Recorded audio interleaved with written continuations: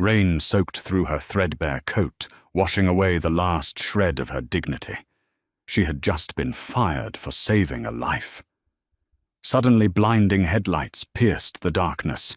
5 blacked-out supercars boxed her in on the empty street. A man stepped out, his voice a low growl. "Where is the fat nurse?" The emergency room at Chicago General was a chaotic symphony of human misery. But to Penelope Gallagher, it was home.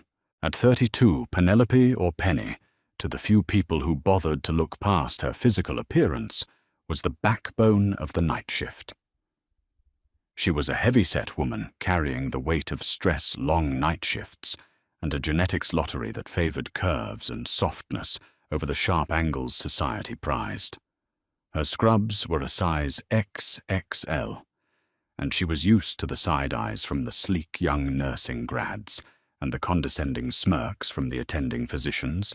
But what she lacked in a conventional waistline, she made up for with a brilliant clinical mind and hands that rarely trembled. It was 3:14 a.m. on a brutal Tuesday in November when the double doors of the trauma bay crashed open. There were no paramedics, no warning from dispatch, just 2 men in drenched, expensive overcoats dragging a third between them. The man in the middle was young, maybe 22, with dark, curling hair matted with blood and sweat. His custom-tailored white shirt was soaked in a horrifying amount of crimson, bubbling from a gunshot wound high on his right chest. "Help him!" One of the men roared, his accent thick and sharp, undeniably East Coast Italian. "Do something, damn it!" Dr. Richard Allman, the night attending, took one look at the men, the visible bulges under their jackets, and the bullet wound. He paled and took a step back. "Security." Dr. Allman stammered to the triage desk. "Get security. This is gang-related. We need to clear them out before we process—" "He can't breathe!" Penny shouted, pushing past Dr. Allman. She took one look at the young man's cyanotic lips and the severe distension of the veins in his neck. His trachea was deviating to the left. He was suffocating his right lung, collapsing and trapping air in his chest cavity. Attention pneumothorax. If he didn't get relief in the next 60 seconds, his heart would stop from the pressure. "Penelope, stand down." "Doctor," Almond snapped. "Protocol dictates we wait for police clearance on undispatched gunshot victims. They could be armed, they could be cartel. He's a 20-year-old kid and he's dying right now. Richard Penny didn't look at the 2 terrifying men who had brought him in." She only looked at the patient. She grabbed a 14-gauge needle from the crash cart, her thick fingers moving with practiced lightning-fast precision. "You touch him, you're fired," Dr. Allman warned, his voice cracking. "I am the attending." Penny ignored him. She found the second intercostal space in the mid-clavicular line on the young man's right side. She didn't hesitate. She drove the needle deep into his chest. A loud, distinct hiss of escaping air filled the tense silence of the trauma bay. Instantly, the young man gasped, his eyes flying open as oxygen rushed back into his remaining functional lung. The horrific blue tinge to his lips began to fade. "Get him on oxygen. Start 2 large-bore IVs and page surgery." Penny barked at a stunned junior nurse who finally snapped to attention. The 2 men who had brought the boy in stared at Penny. One of them, a man with a jagged scar across his jaw, pointed a trembling, blood-soaked finger at her. "You saved him. What is your name?" "Nurse Gallagher," she said breathlessly, wiping sweat from her forehead. Before another word could be spoken, hospital security swarmed the bay, followed closely by the Chicago PD. The 2 men melted into the shadows of the ER waiting room, disappearing into the storm outside before the officers could even draw their notepads. By 4 a.m., the young man was stabilized in the ICU. By 4:15 a.m., Penny was called into the office of the Chief Hospital Administrator, Victoria Hastings. Victoria was a woman made entirely of sharp edges, designer suits, and corporate malice. She sat behind her mahogany desk, Dr. Alman standing smugly at her side. "Nurse Gallagher," Victoria began, not offering Penny a seat. "You blatantly violated hospital protocol. You bypassed a direct order from an attending physician, and you engaged with dangerous individuals who brought an unregistered violent crime victim into our facility. I saved a life." Penny said, her voice shaking but her stance firm.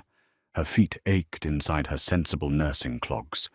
"If I had waited for protocol, that boy would be dead. His heart was mere seconds from stopping due to mediastinal shift." "We are not a rogue clinic, Penelope," Victoria said coldly, her eyes dropping to Penny's waistline with a familiar, silent judgment. "We are a prestigious medical institution. We have an image to maintain. Frankly, you have never quite fit that image, but we tolerated you because of staffing shortages. Today you became a liability." "You're firing me," Penny whispered, the reality crashing down on her. "I've been here for 7 years. I've covered every missed shift, every holiday. And you will be compensated for your accumulated PTO," Victoria interrupted smoothly. "Clear out your locker. Security will escort you off the premises." The humiliation was worse than the firing. Being watched by a smirking security guard as she packed her stethoscopes, her favorite coffee mug, and a half-eaten box of granola bars into a cardboard box. The whispers from the younger nurses as she walked down the hall. To make matters worse, when she reached the employee parking garage, her battered 2008 Honda Civic refused to turn over. The alternator had finally died. Defeated, exhausted, and fighting back hot tears, Penny pulled her thin rain slicker tighter around her shoulders. She couldn't afford a cab, not now. She lived 2 miles away near Little Italy. She had no choice but to walk. The Chicago rain was merciless, driven by a biting November wind that cut right through Penny's flimsy jacket. The streets were pitch black and virtually abandoned at 5 a.m. Water pooled in deep potholes, soaking through her shoes. With every step, the cardboard box in her arms grew heavier, the bottom growing soggy and threatening to give way. Tears mixed with the rain on her cheeks. Her mind raced with terrifying arithmetic. Rent was due in 3 days. Her savings were non-existent because she had just paid for her mother's expensive diabetes medication out of pocket. She was 32, overweight, exhausted, and now unemployed with a permanent black mark on her medical license for insubordination. "Just keep walking," she muttered to herself, her breath pluming in the freezing air as she turned onto an empty stretch of South Racine Avenue. Just put one foot in front of the other. She didn't hear them at first over the sound of the torrential rain. Then the low, guttural vibration of high-performance engines rattled the pavement beneath her feet. Penny looked over her shoulder. Headlights, blinding and perfectly aligned, cut through the darkness. It wasn't just one car, it was a convoy. A matte black Lamborghini Urus led the pack, flanked by 2 menacing Mercedes AMG G63S. Trailing them was a sleek Ferrari Roma and an Audi RS Q8. 5 multi-million-dollar supercars crawling down the dilapidated streets of Chicago like apex predators on a hunt. Panic flared in Penny's chest. This was exactly the kind of cartel or gang activity Dr. Allman had warned about. She ducked her head, hugging her soggy box tighter, and picked up her pace, moving closer to the brick wall of an abandoned warehouse. The engines roared louder. The Lamborghini suddenly accelerated, swerving in front of her and cutting off the sidewalk. Penny gasped, stumbling backward. Before she could turn and run, the 2 G-wagons pulled up alongside her, boxing her in against the brick wall. The Ferrari and Audi blocked off the street entirely. She was trapped. The heavy doors of the SUVs opened in unison. 8 men stepped out into the pouring rain. They weren't street thugs. They wore bespoke Italian suits, dark ties and trench coats. Despite the darkness, Penny could clearly see the distinct, terrifying bulges of shoulder holsters beneath their coats. The driver's door of the Lamborghini swung open. A man stepped out. He was tall, perhaps 6'3", with shoulders broad enough to block out the streetlights behind him. He possessed an aura of absolute, terrifying authority. His dark hair was slicked back, his jawline sharp and covered in a faint shadow of scruff. His eyes, even in the dim light, were a piercing, dangerous steel grey. He looked like a man who commanded empires and destroyed anyone who stood in his way. This was Lorenzo Rossi, the head of the Rossi Syndicate, the most powerful and ruthless organization in the Midwest. Lorenzo took a slow step toward her. The rain seemed to bounce off his expensive wool coat. His men stood perfectly still, a silent, deadly perimeter. Penny backed up until her shoulders hit the cold, wet brick of the warehouse. Her heart hammered against her ribs like a trapped bird. "This is it," she thought wildly. "They're here to tie up loose ends. I saved a rival gang member, and now they're going to kill me." Lorenzo stopped 3 feet away from her. His cold eyes scanned her up and down, taking in her soaked hair, her shivering, heavy-set frame, the pathetic cardboard box clutched to her chest. His jaw tightened. He turned his head slightly toward the man with the scarred jaw, the same man from the emergency room. "Is this her?" Lorenzo's voice was a low rumble that easily overpowered the sound of the storm. The scarred man nodded deferentially. "Yes, boss." She wasn't at the desk, so we couldn't get her full name from the board, but Dante told us what he saw before he passed out. Lorenzo turned his terrifying gaze back to Penny. He took 1 step closer. "Where's the fat nurse?" he demanded, his tone aggressive, demanding. Penny blinked, the sheer audacity of the insult cutting through her mortal terror. A spark of exhausted, furious indignation flared to life in her chest. She had spent her entire life being belittled, ignored, and fired just an hour ago for doing the right thing. She was done cowering. "I'm right here." Penny snapped, her voice trembling, but surprisingly loud. "I'm the nurse, and I have a name. It's Penelope." The armed men around them tensed hands, drifting toward their jackets at her insolent tone. But Lorenzo raised a single gloved hand. Everyone froze. Lorenzo stared at her, his eyes searching her face. The hostility slowly drained from his posture, replaced by something entirely different. Something that looked shockingly like reverence. "Penelope," he repeated, tasting the name on his tongue. He looked down at the soggy box in her arms. "Dante is my little brother. The doctors at the hospital. They told me what happened. They told me the attending physician ordered him left to die. They told me a nurse broke protocol, shoved a needle into his chest, and gave him back to me." Penny swallowed hard, her anger faltering under his intense stare. "I was just doing my job." "No," Lorenzo said softly, stepping so close she could smell the rich scent of rain leather and Tom Ford cologne. "You did what no one else had the courage to do. You saved Rossi blood." He gestured to the box she was holding. A stethoscope was dangling out of the side, dragging on the wet pavement. "Why are you out here in the rain, Penelope?" Lorenzo asked, his eyes narrowing dangerously. "Why are your things in a box? Where is your car?" "My car died," she muttered, looking down, suddenly deeply conscious of her ruined clothes and her size compared to this magnificent, terrifying man. "And I don't work there anymore." The silence that followed was heavier than the storm. "You don't work there anymore?" Lorenzo repeated, his voice, dropping an octave, turning lethal. "Did they fire you?" Penny nodded slowly. "The administrator, Victoria Hastings. She said I violated protocol and ruined the hospital's image by treating people like you." Lorenzo didn't yell. He didn't explode. but the sheer, localized violence radiating from him made Penny want to step back into the brick wall. He looked at his men. "Marco," Lorenzo said quietly to the scarred man. "Yes, boss. By Chicago General Hospital." Lorenzo ordered casually, as if asking for a cup of coffee. "Fire the board. Fire the attending physician, and drag this Victoria Hastings into the street." Penny's jaw dropped. "Wait, you can't.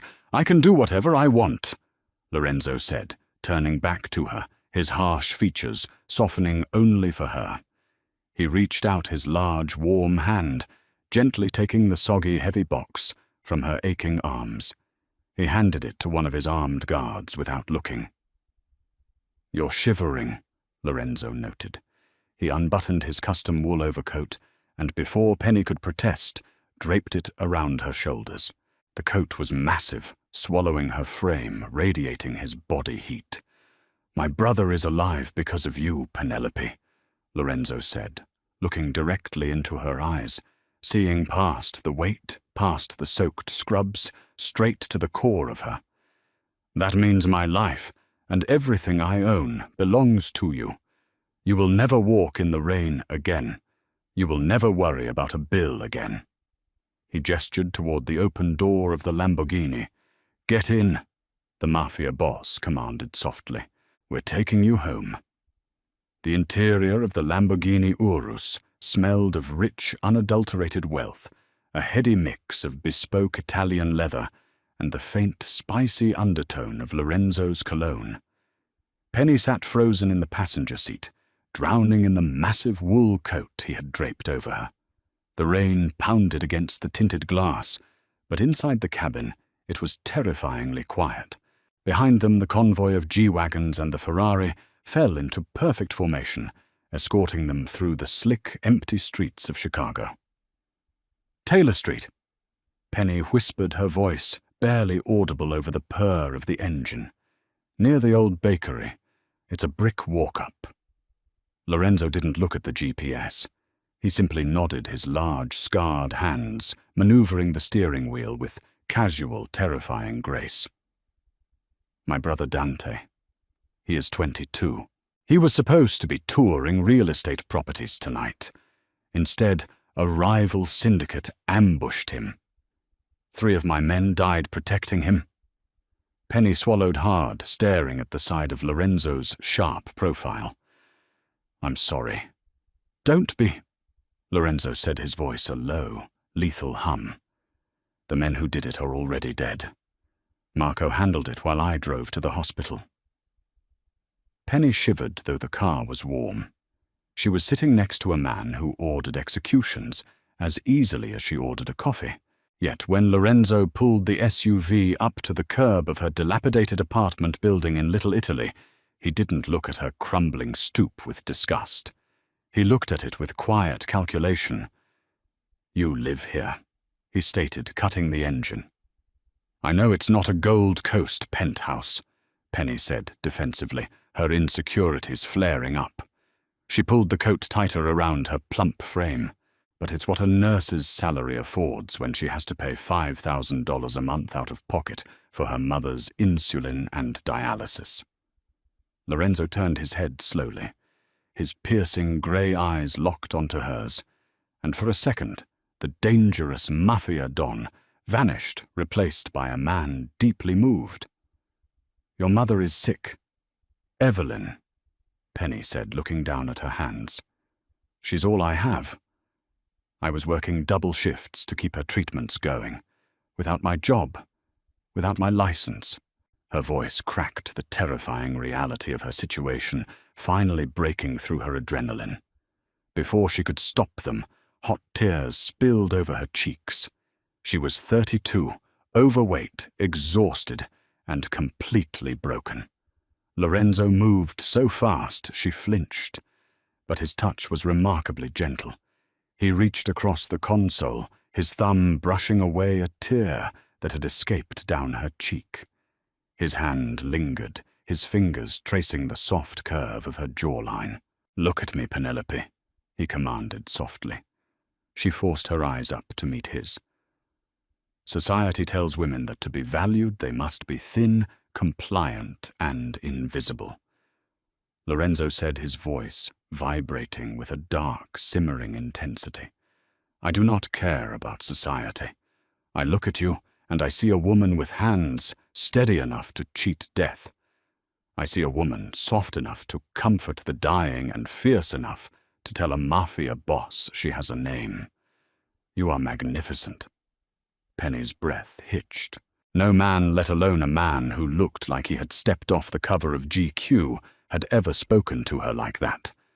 He wasn't looking past her size. He was looking directly at it, and he was captivated. A sharp knock on the driver's side window broke the spell. It was Marco. Lorenzo rolled the window down a fraction. Speak.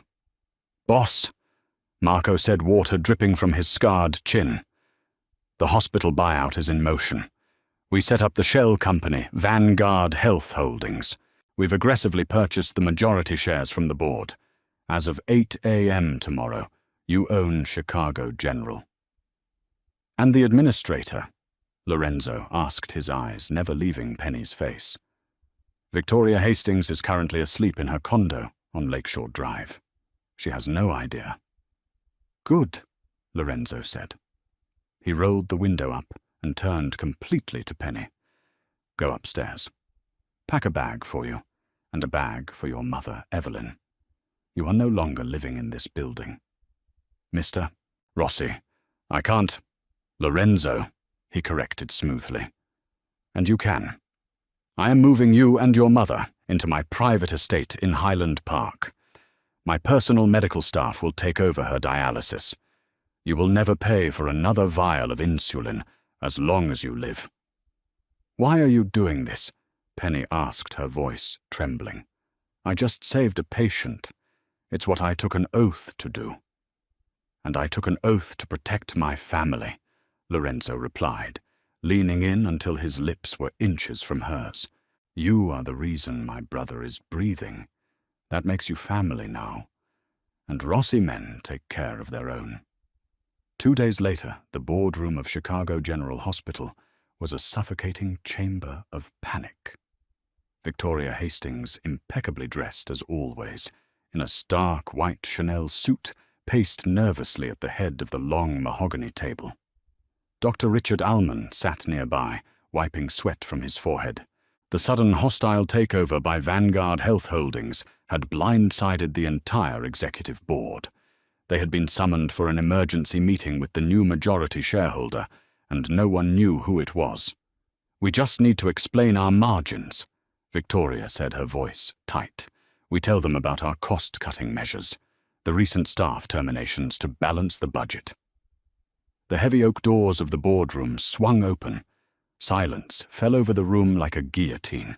4 men in tailored black suits walked in, first fanning out to secure the corners of the room. Marco, his scarred face stoic, stood by the door. Then Lorenzo Rossi entered. He wore a charcoal 3-piece suit that screamed lethal elegance. But it wasn't the notorious crime boss that made Victoria Hastings gasp and drop her pen. It was the woman holding his arm.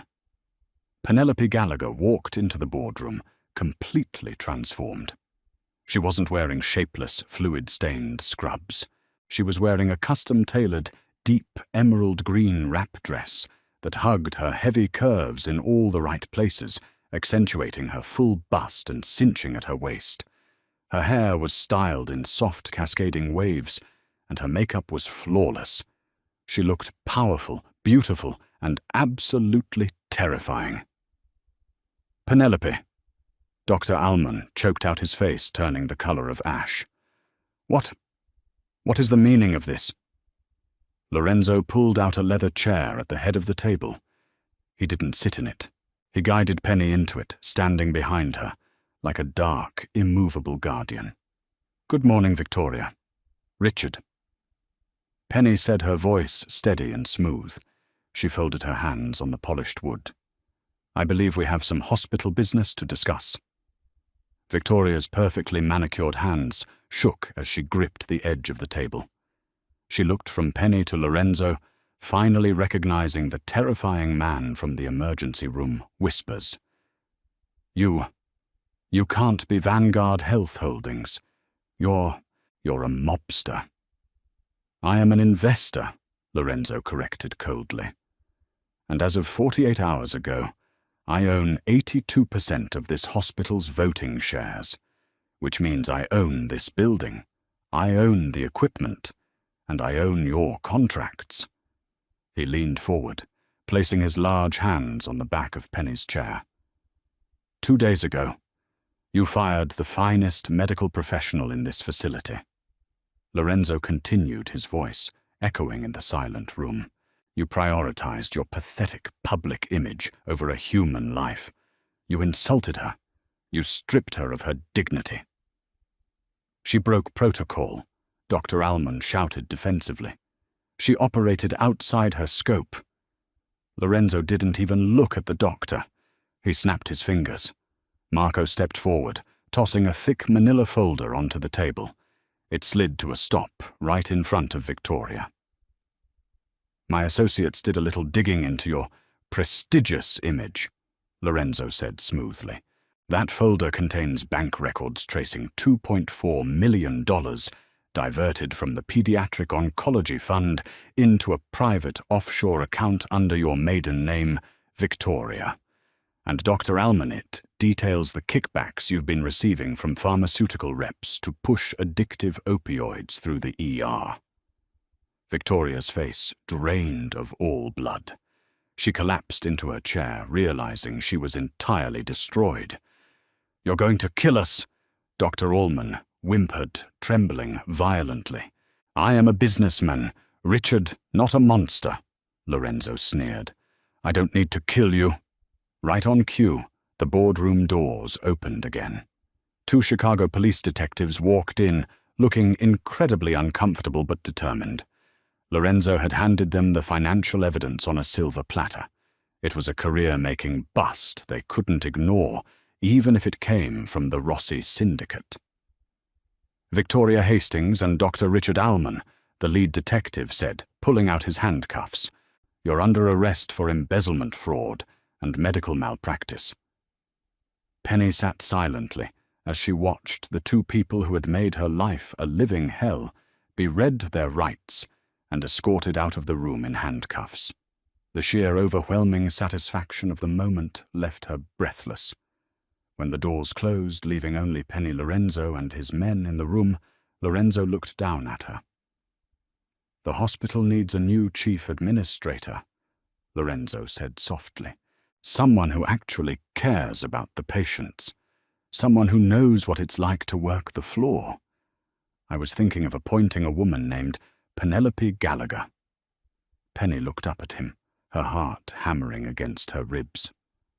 "Lorenzo, I'm just a nurse. I don't know how to run a hospital." "You know how to save lives," Lorenzo corrected, coming around the side of the chair and kneeling beside her, uncaring of his expensive suit. He took her hands in his. "I will hire the accountants. I will hire the lawyers. You will run the medicine.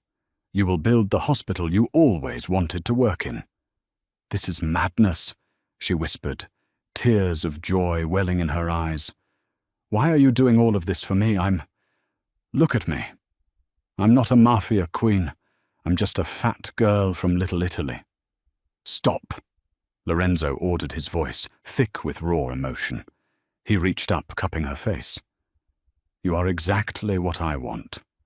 Your curves, your softness, your fire. You are the most beautiful creature I have ever laid eyes on. I don't want a fragile porcelain doll. I want a queen who can hold a man's heart in her hands and keep it beating." He didn't wait for her to argue. Lorenzo pulled her down by the lapels of her dress and crashed his lips against hers. The kiss was consuming, tasting of raw power, dark promises, and an undeniable burning passion.